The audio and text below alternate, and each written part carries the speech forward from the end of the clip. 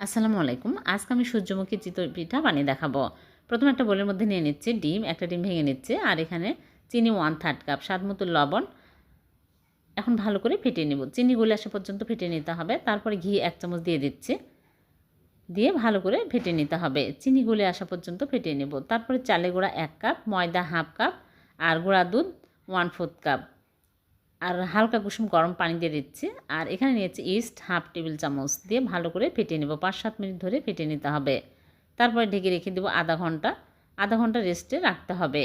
আধা ঘন্টা পর আমি ফিরে আসলাম। এখন একটু ভালো করে ফেটিয়ে নিব। তারপরে আমি ভেজে নিব। চুলে একটা লোহার কয়লা দিয়ে আমি গরম করে তেল দিয়ে ব্রাশ করে নিলাম। এখন আমি 1 চামচ করে দিয়ে এরকম করে সাইড দিয়ে পাতলা করে ঢেকে রাখবো 2 মিনিট। 2 মিনিট পর তুলে নিচ্ছি। হয়ে গেল ভীষণ মজা ফুলকো জালিদার চিতই পিঠা।